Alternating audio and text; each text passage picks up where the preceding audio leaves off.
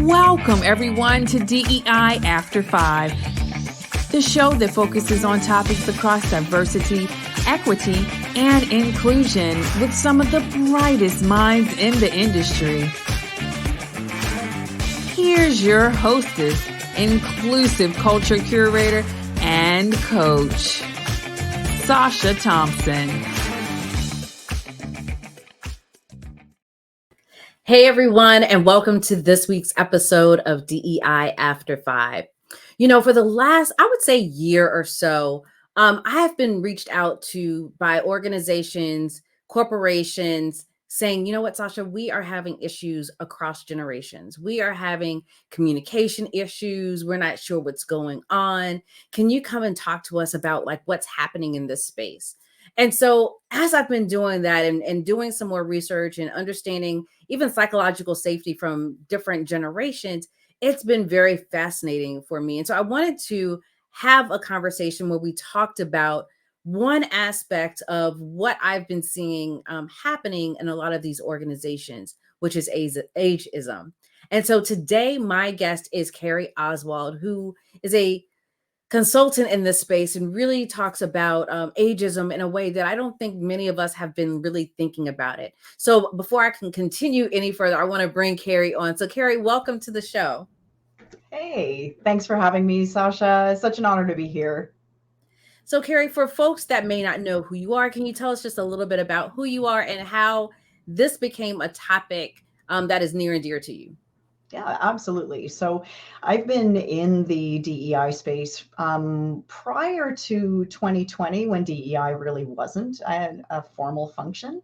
Been a recruiter most of my career and spent some time with some great multinational organizations and putting together talent programs for those organizations, everything from sourcing candidates right through to filling major projects across the globe. And sort of fell into DEI as a passion, but as a formal passion from a recruiting perspective. So I most recently spent some time at Amazon putting together DEI programs for their Amazon Devices division, and then stepped into a role with a Canadian organization that operated in 15 different countries. And so from a DEI perspective, really had to look at what global DEI meant in terms of strategy and how it would sit within the organization. So ageism for me is a bit of a sleeping giant. And I use that term because it overlays many, many different other equity deserving groups. Ageism comes first. If you enter your career, the first time you enter your career, you're also affected by ageism because there are assumptions that are made about people in their early career and who makes those assumptions. It follows you throughout your career. So what should you be doing with your career when you're in your 20s and 30s? What should you be doing and what positions should you occupy when you're in your 30s and 40s?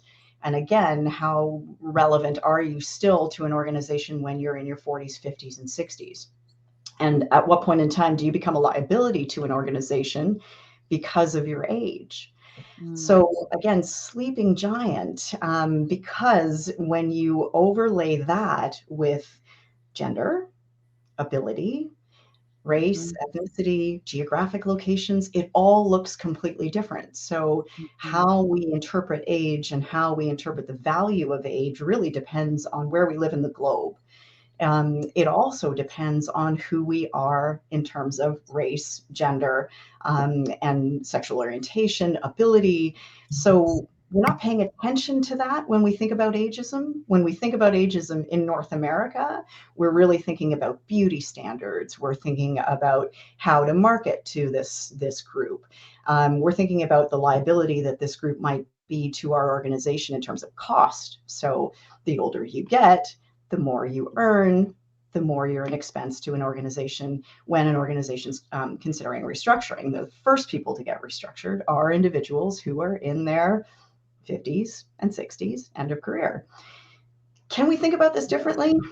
I think so. Absolutely. I think that there's an opportunity for us to consider intergenerational workforce planning from a different perspective, and to do it early enough in the cycle so that we're always considering how we can mentor, not just from down to up, not just from young to old, but Yes. reverse.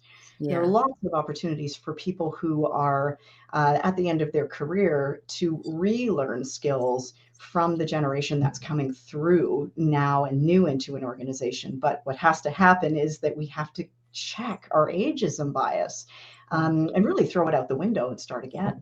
Yeah. Yeah, I'm So, so glad that you mentioned that because, as I was sharing while we were prepping for this, I'm working with, some clients right now. And when we do our psychological safety assessments, we do it by generations. Um, and part of that was to really understand like what's kind of happening at each of those levels. And exactly what you said is what we're seeing, right? Where folks that are earlier in their career, well, I will say earlier in age, younger in age, because not necessarily earlier in their career, younger in age, are looking for opportunities to be mentored. They are afraid to speak up because of their age, right? I don't feel like I know enough, or, someone more seniors in the room. And so my voice doesn't matter. Like those are the types of comments that we're getting. Those that are, I would say, kind of in the middle, right? Because between millennial and Gen X, what we're also seeing is this need for, the pandemic was almost a gift to many of yeah, them, yeah, because it's like, I like working from home because I am a caregiver, right? I'm in that sandwich generation where I'm taking care of a parent and a child, right? And so we're starting to unpack a lot of these things that happen across generations, right. when we would do that. The other thing, you mentioned it as well, was then when we intersect that with other aspects of identity, Right. right? So I have an organization right now where we did it at the intersection of race and age, or by generation. And I was like, what's going on? Because your Hispanic men are having the best time of their lives. Like their Mhm. psychological safety was through the roof. Okay. And I said, well, but what's interesting is the ones that are probably suffering silently in this are white men that are of a certain, like that were younger, like early 20s or so, early career folks. And so, again, by looking at ageism in those ways and at those intersections, we're having very different conversations Yeah. than we've had before. The Yeah. other thing that you touched on that I want to really dive in with you about is people that might be career switching or not necessarily fall into these buckets. I remember early in my career, when I was in higher education, I was, an assistant director, right? Switched into another industry, into a coordinator role, which by on the job descriptions were the same, but because of the title, folks were like, well, why are you going backwards? Right. And I'm like, Right. it was a whole other conversation. Yeah, But well, and that's a good conversation to start unpacking because mm, as much as we like to assume that it takes 5 years of experience to become a manager, 5 years of experience to then become an assistant director, and another 5 years on top of that to become an actual director. So it's 15 years of experience. mhm, What happened during the pandemic is it turned all of that on its head. So yeah, really, and even prior to the pandemic, if we're being completely honest, we have always had a war on talent. So there's always been situations where the person that we're looking for actually doesn't look anything like what we have in our minds in terms of how the mhm, profile works time wise. And so even thinking to ourselves that a certain level of education needs to be attained to be able to have this job with this level of experience. All of that has been thrown out on its head.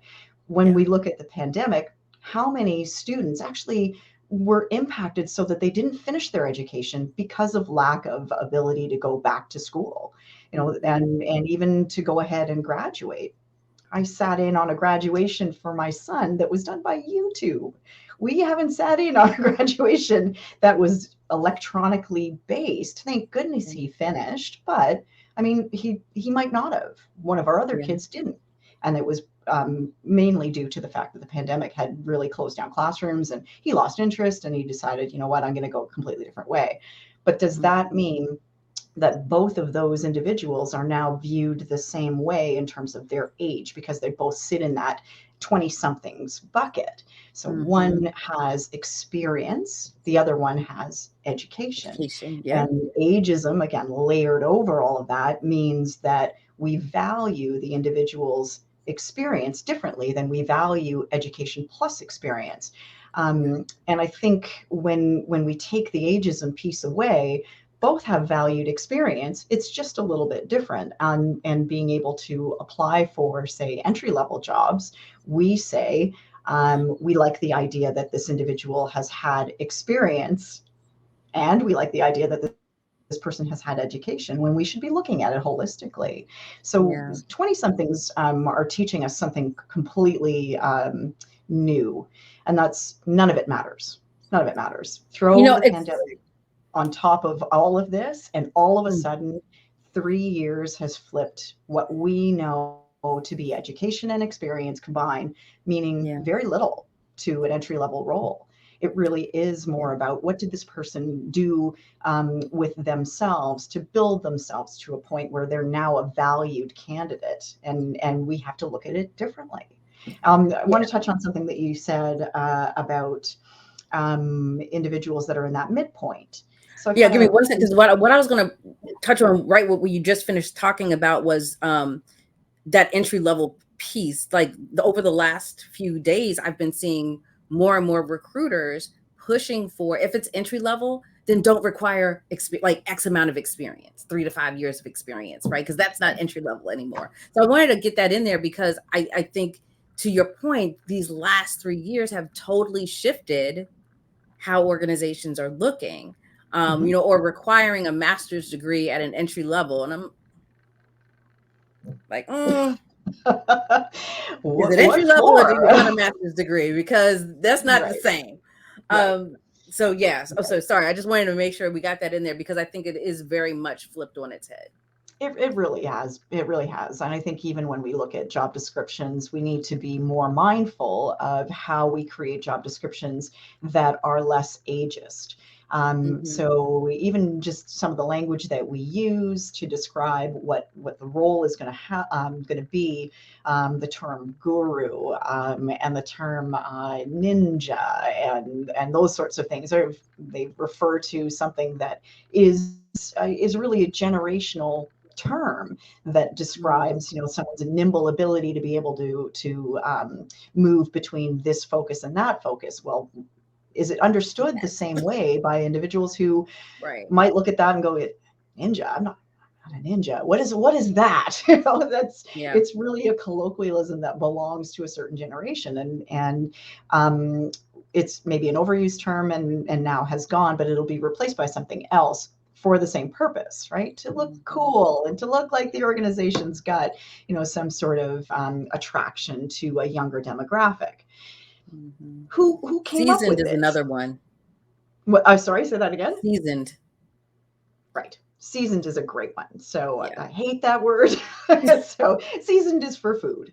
Seasoned does not necessarily refer to a candidate's abilities and capabilities, although it may be a great descriptor for someone who has had lots of years of experience. But why not just say we're looking for someone who has had X amount of experience in doing this task and that task and coming up with this strategy or that strategy within a multinational organization, leading teams of this size, and being more descriptive without throwing in terms that belong to an ageist category or develop an ageist bias or support an ageist bias. Yeah. It goes back to being intentional about the words that we're using. Right. Sure. And intentional inclusion around those things, because, I use seasoned, not for job descriptions, but I also find that people will say, oh, with folks that are older in their careers, or, like they'll kind of say it in a dismissive way. And so when I say seasoned, I'm like, no, they're seasoned, right? Like they've had some experience. They understand some of the nuances of what's going on, right? They understand the flavors that are happening, so it's used in that way to also own it, right? Like, Mm, yes, I am experienced in these ways, and that's a value yeah. add, Yeah. to the organization. It's not being dismissive and saying, oh, they're old or they don't know what's going on, and things like that. So I think being very intentional about how we're using these words, and to your point around being clear on what we mean when we're using these words too. Very much so, because what it does is it seeps into the fiber of programs that are developed and created in Hmm. order to bring individuals along in their career. So when we say that we're looking for somebody who has X amount of experience in this job, then we say it takes this to be promoted. Or that criteria to be able to be mentored, we are still using those same terms. We're still Hmm. using terms that refer back to the ageist bias. And so it creates this cycle that it continues to perpetuate right through till, again, restructuring and termination. So it was recently part of an exercise of restructuring, and that was one of the discussions that happened. How can we better serve our more seasoned individuals? Should we give them an opportunity to decide that they want to opt out to retirement? Maybe individuals who are at the end of their career don't want to retire. Maybe they Yeah. are still relevant and still valued and still in a position where they can be a great resource for an organization because they hold the brain trust of the organization, right? They've been Absolutely. where other individuals may not have. And that has to be of value. But instead, it's viewed as a liability to an organization. And that to me seems like backward thinking. Yeah. You were going to say something around early career folks, Oh, mid-career folks. So mid-career. Yes. yeah, I recently had a conversation with an individual who said to me, "Hey, Carrie, what can I do to find myself a mentor, a sponsor?" This individual is a woman who is considering um, uh, at this point in time in her life having kids. And so her big concern is that she's also at a crest in her career where that leave of absence she feels may impact her and her ability to advance further in her career. And she's not wrong, right? She's not wrong, Hmm. if we're being honest. However, it's wrong that it might be wrong, right? It's Yeah. wrong that it might impact her in any way. So what her concern was how do I find an individual who has been where I've been? Mm-hmm. And that is a great question. Finding an individual to mentor or sponsor a younger woman who is concerned that her age is now a tipping point in her career. The stage that she's at in her life is a tipping point in her career because of assumptions that have been made about her ability to come back to her career and her ability to sustain the advancement potential that she has created for herself. So she's done all this work and she's going to go and do a great thing for herself and for her family. She shouldn't have any guilt whatsoever, any feelings about that whatsoever. But her concern is to find somebody who has been in her same situation and has succeeded. Yeah. That would be a more late career individual who has gone through those different stages and found themselves in faced with the same concerns and has overcome them to their advantage. So those conversations really do need to happen. And the only way that they can happen is if we allow individuals who are at the end stages of their career to continue to be relevant, continue to be here to mentor other individuals, especially when it comes to gender. Women Hmm. need to be our own best advocates. So, giving them that opportunity to be mentored and sponsored by someone who's been there is tough when you're looking at a 50-year-old individual, 50-year-old woman, and saying, okay, you're not relevant anymore. You're the first person I'm going to give a termination notice to. Yeah.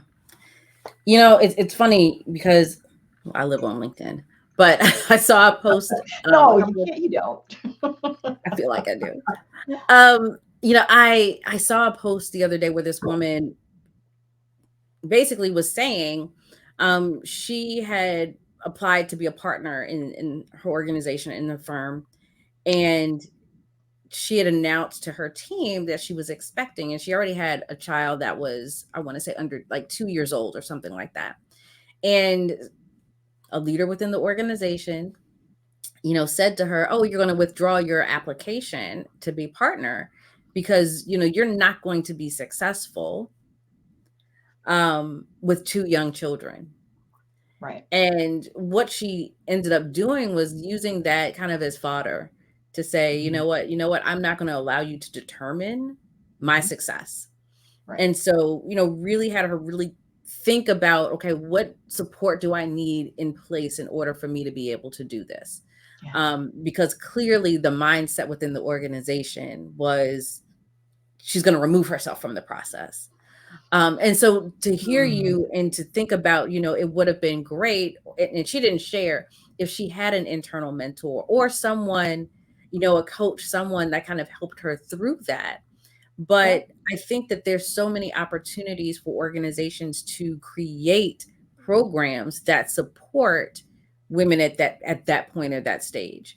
Right. I also have worked with organizations where they talk about this on ramp, right? The off ramp, they have those programs, right? Yes, maternity leave, we can sabbatical, whatever it is. Yes, we can get you Sure. off. How do we get you back on? On. Yeah. And being again intentional about that. And so what does that look like? And Hmm. for one particular organization, what they did was it was staggered return. Hmm. So, you can have this staggered return. They also thought about, okay, were you on a path to promotion prior to offboarding, off Hmm. ramping? And if so, how do we get you back onto that ramp? Right. Right. Right. So again, being very intentional about what is happening. Yeah. Um, the flip side of not the flip side, another thing that you spoke about was the kind of like this reverse mentoring that can happen and take place. And I Hmm. was talking to a researcher in the UK a few years ago, and that was her research was on reverse mentoring and Right. the power that organizations had. And so, what Yeah. was interesting was, one of the organizations she was researching, what they would do is they would have the leader come to the younger staff member's desk Mm. or, into a place so that they were kind of, it wasn't the mentee mentor, the older being in their position of power Right. and then that other person, right? So they even thought about like positioning of power, or is it in a neutral space where Hmm. it's more, balanced?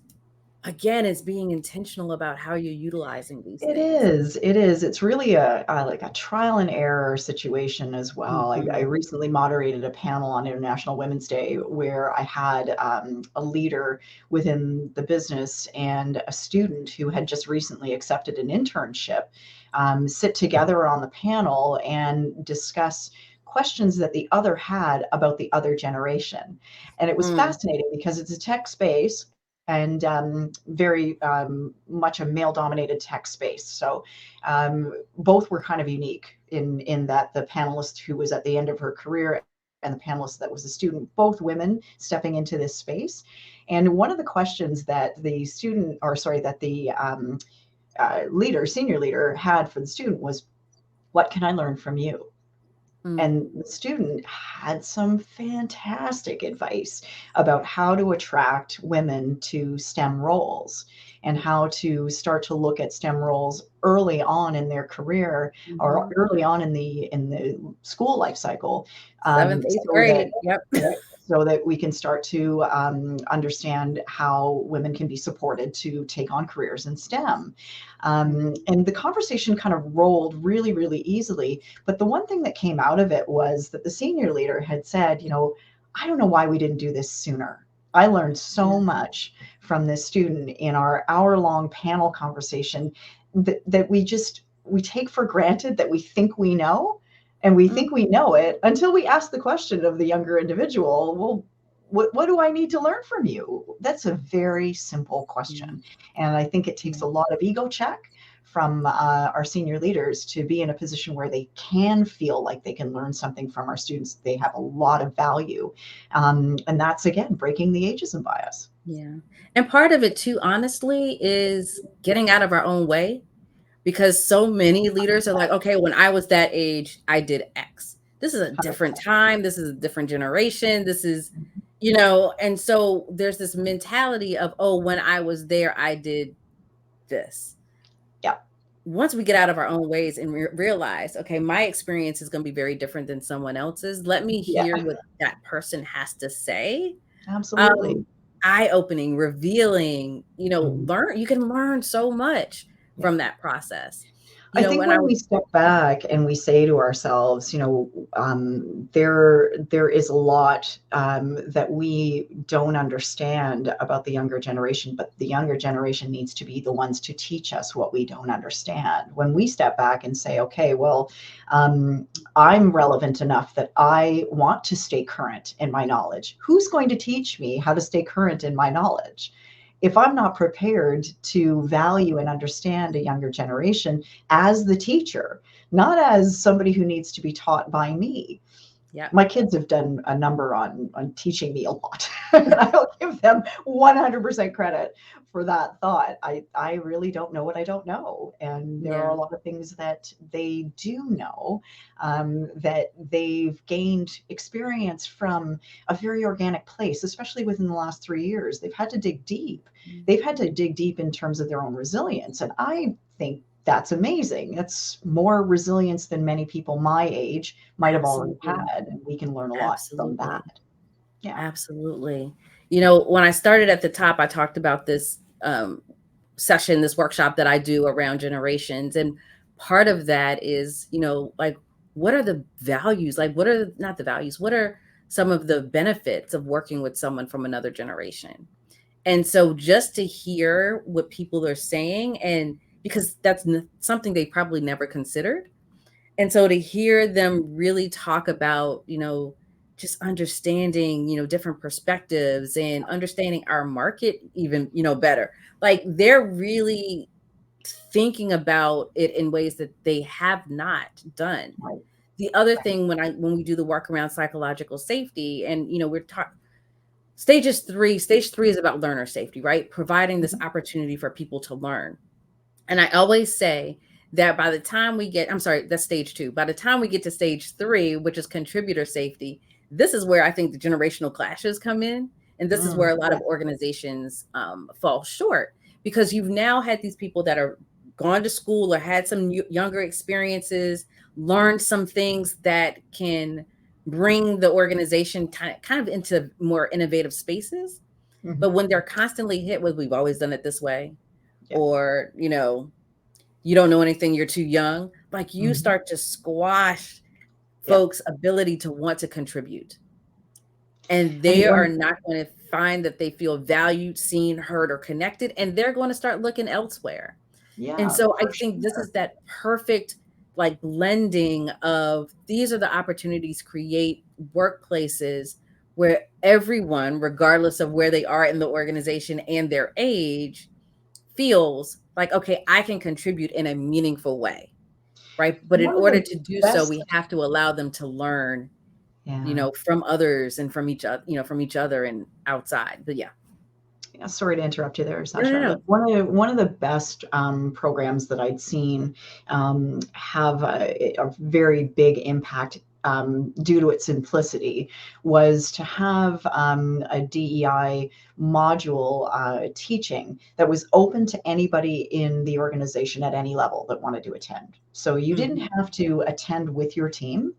You could sign up and attend these sessions no matter what level you were within an organization. And that made for interactive sessions that were multi-generational just by Mhm. nature. So people came to the session with their authenticity and their vulnerability, and had conversations that were difficult and brave in a space where they were paired with people they didn't know from across the globe.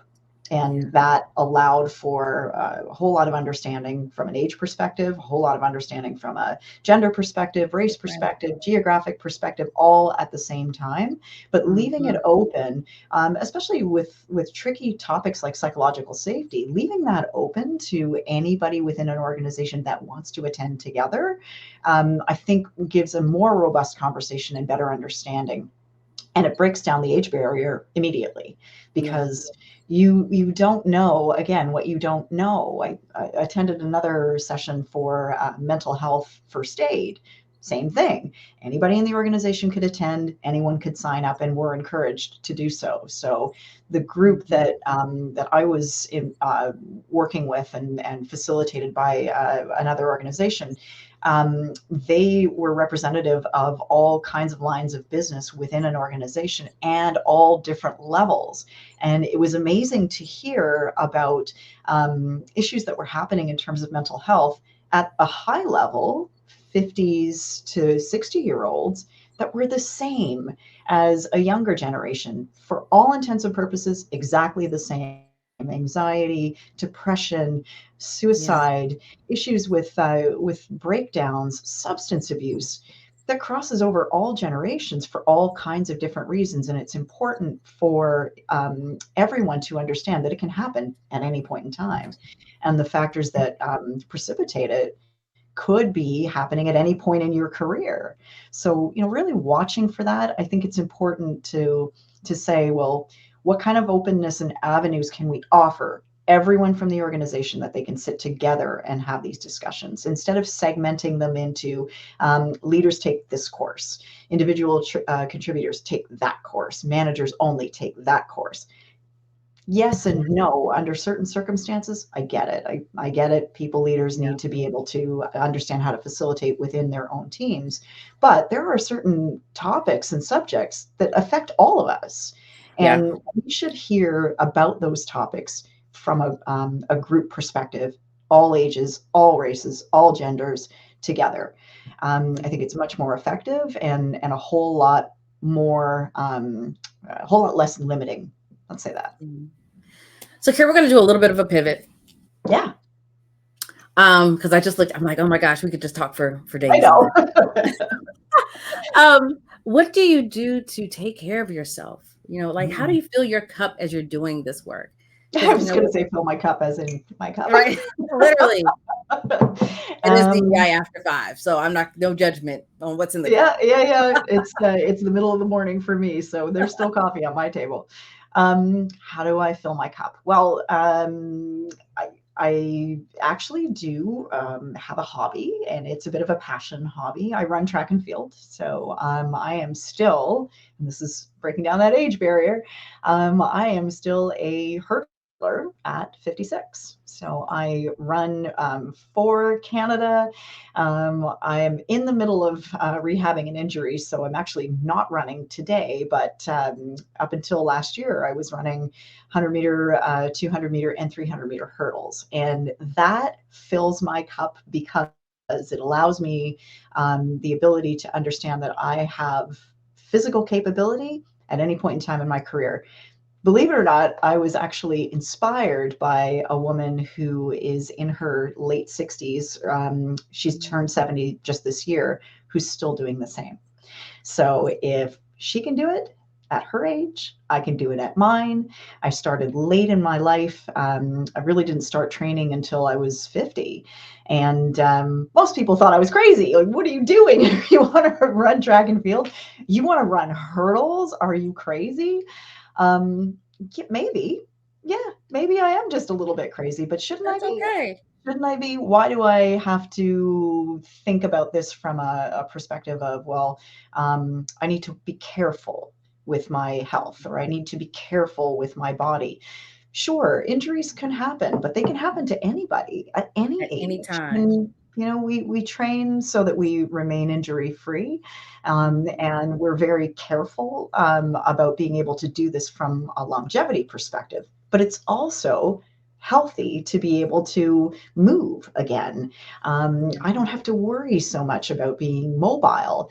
I'm not sedentary, and I don't plan to be. I plan to be able to run track and field until they wheel me to the track and just drop me there, and I'll run. from the wheelchair to the track. I love it. So I love it. that fills my cup immensely. The physical activity and the community around track and field is pretty amazing. And it really doesn't stop at a certain age. It actually gets a little bit better. You might be surprised at the community that is running in the US. Masters track and field is a huge deal in the States. Yeah. And it's a pretty big deal in Canada too, and the UK, and a bunch of other places in the world. Wonderful. And Carrie, if people wanted to contact you or get in touch with you, what's the best way for them to do that? Yeah, so I've just recently started a consulting business. So I am going by the handle Belonging Redefined. And when I say Belonging Redefined, I mean, I ask a simple question: what does it mean to belong? And so I work with organizations that are looking to challenge what it means to belong, community groups. I'm working with regional municipalities in Ontario. I'm also working with organizations as well, and volunteer groups, not-for-profits. And we're asking some pretty interesting questions, and the answers are as complicated as an individual. So jump on. If you're interested in talking about what it means to belong to your organization, you can find me on LinkedIn under Belonging Redefined, or on Instagram, because I love Instagram. I think it's the best. I know I have a slight Instagram addiction. So, but Carrie, thank you so much for joining us. I think this is, again, a conversation that organizations need to really be mindful of. The word intentional, that must be my word of the day, but be intentional about how they're approaching ageism, because as you said, it's not just people aging out, but it's what's happening throughout their careers as well too. And so it absolutely is a sleeping giant. So thank you so much for being with us today. And thank you all for joining us for this week's episode of DEI After 5. As always, you can find us here every Tuesday at 5:15 p.m. Eastern. YouTube or your favorite podcast platform. Be sure to like, subscribe, share with your friends and family and colleagues and anyone you think would be interested in these topics. And until next time, have a good one.